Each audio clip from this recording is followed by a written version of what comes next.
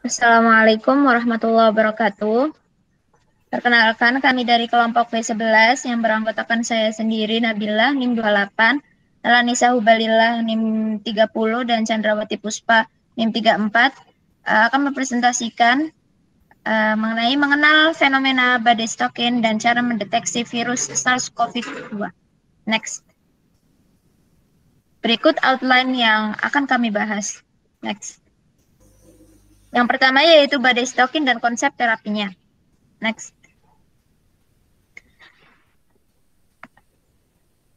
Ketika virus masuk menginfeksi ke tubuh, respon imun pun akan aktif. Monosit dan makrofag dan limfosit yang berada dalam darah merupakan faktor terbesar di mana sitokin dihasilkan bersamaan dengan infiltrasi leukosit ke jaringan paru. Cedera paru ini dikaitkan dengan masuknya infiltrasi sel ke dalam paru. Aktivasi-aktivasi sitokin ini akan menggerakkan leukosit dari saluran darah ke paru sehingga menyebabkan aliran darah akan clot dan menyebabkan multiple organ failure. Next.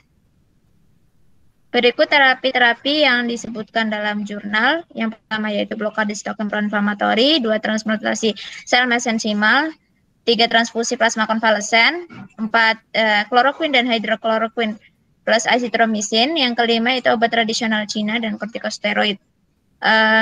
Sedikit info untuk transfusi plasma konvalesen ini dilakukan dengan sentrifugasi darah dari pasien yang telah remisi dari COVID-19 dan selanjutnya plasma tersebut akan ditransfusikan ke pasien yang baru mengalami infeksi sehingga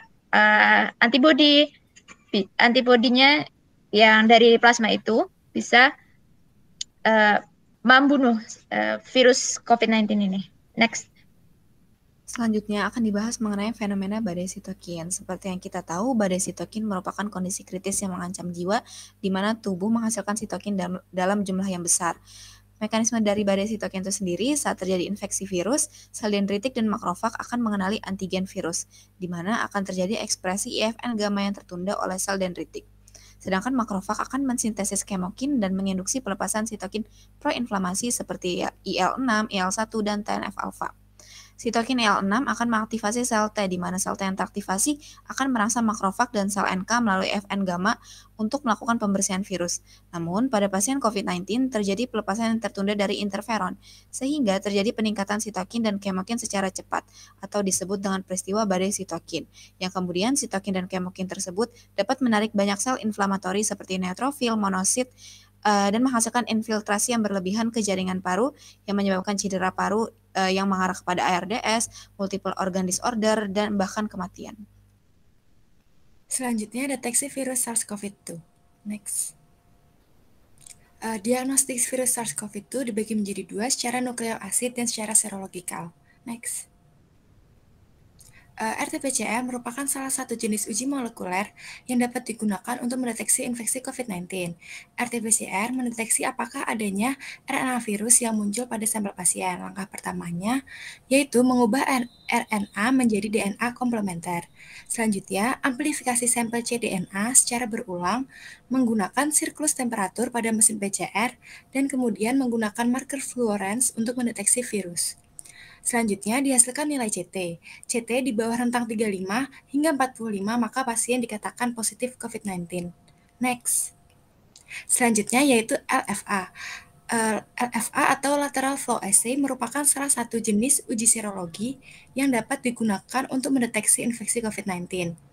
Cara kerja deteksi antibodi LFA dengan meneteskan serum sampel pada wadah sampel serta dengan menambahkan buffer. Maka serum akan mengalir di sepanjang kaset pengujian. Antibodi IgM atau IgG yang ada pada serum sampel darah akan mengikat antigen rekombinan yang ada pada kaset pengujian, sehingga terbentuk kompleks antigen antibodi.